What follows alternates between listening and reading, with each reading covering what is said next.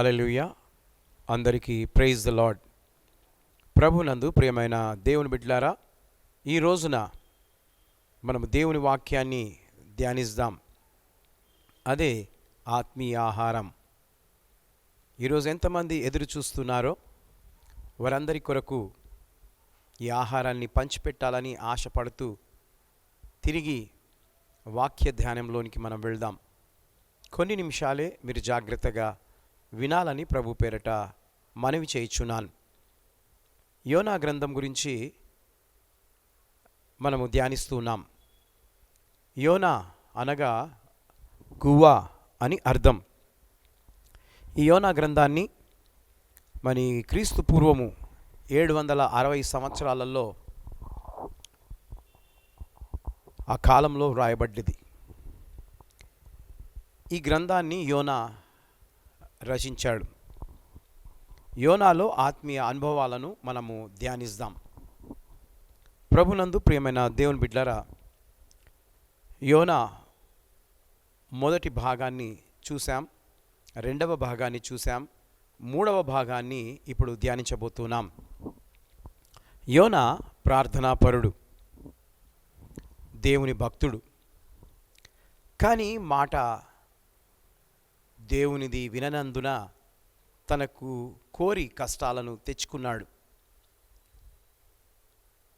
కాబట్టి తను ఏ విధంగా తిరిగి రక్షింపబడ్డాడో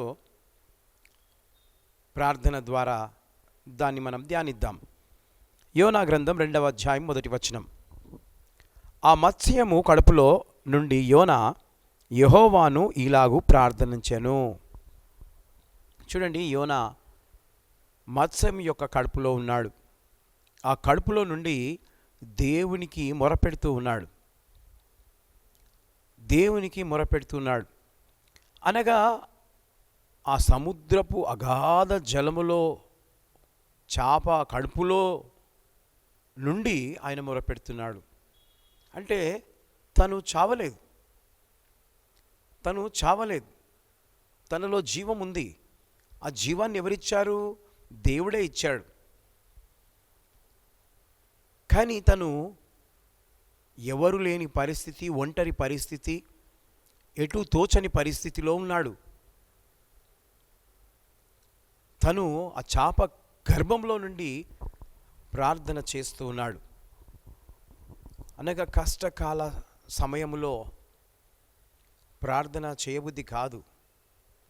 దేవుని మీద వ్యతిరేకిస్తూ ఉంటారు. నన్ను ఎవరు కాపాడలేరు అని అనుకుంటూ ఉంటారు. కానీ యోనా పరిస్థితి మీకంటే ఘోరంగా ఉంది. ఒకటి, సముద్రంలో పడవేయబడ్డాడు.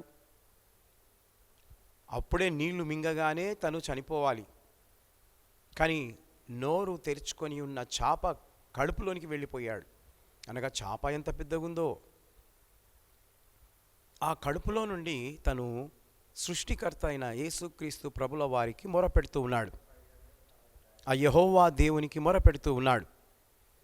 ఆయన మరి ఏమని మొరపెడుతున్నాడనంటే, దేవా, నా జీవితానికి ప్రార్థన ఒక వెన్నుముక్క లాంటిది కదా. యోనా చేప కడుపులో నుండి దేవునికి ప్రార్థన చేస్తాడు. ఏ పరిస్థితుల్లోనైనా, ఏ ప్రదేశంలోనైనాను మనము చేయవలసింది ప్రార్థన మాత్రమే. యోనా ఆపదలలో నుండి దేవునికి ప్రార్థన చేశాడు. ఈరోజు నీవు ఆపదలో ఉన్నప్పుడు ప్రార్థన చేస్తున్నావా?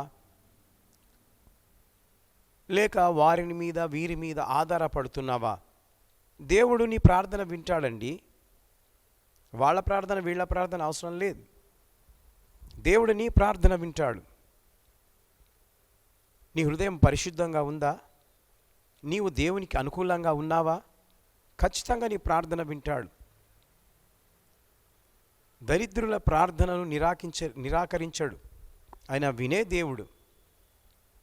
యోనా ప్రార్థన చేస్తున్నాడు. ఎక్కడి నుండి? చాప గర్భంలో నుండి. ఆ గొప్ప చేప కడుపులో క్షేమంగా ఉన్నాడు. హల్లెలూయా. ఆ కడుపు లోపల క్షేమంగా ఉన్నాడు. ఎంత అద్భుతం చూడండి. దేవుడు అతనికి ప్రాణాన్నిచ్చి ఒక శిక్షనిచ్చి తనకు మొరపెట్టే విధంగా చేస్తూ ఉన్నాడు.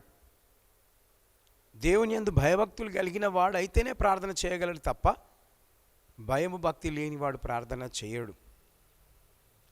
వాళ్ళ మీద వీళ్ళ మీద ఆధారపడుతూ ఉంటాడు. ఇక్కడ యోన చాప కడుపులో నుండి ప్రార్థన చేస్తున్నాడు. ప్రియ దేవుని బిడ్లారా, వింటున్న నీవు, మన క్షేమానికి ఆధారము మన ప్రార్థన జీవితమే.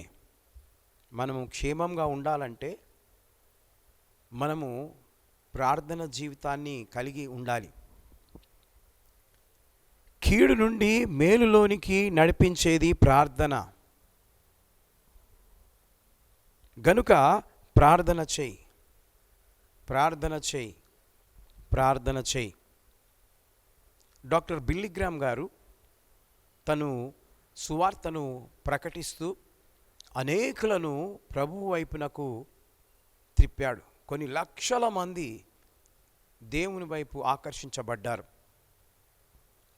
అంతగా రక్షణ పొందుతున్నారు, ఏంటయ్యా మీలో ఉన్న ప్రత్యేకత అని ఒక వ్యక్తి అడిగితే తనిచ్చే సమాధానం ఏంటంటే ప్రార్థన. రెండవది ప్రార్థన, మూడవది ప్రార్థన. అనగా ప్రార్థనలో ఉన్న శక్తి చాలామందికి అర్థం కాదు.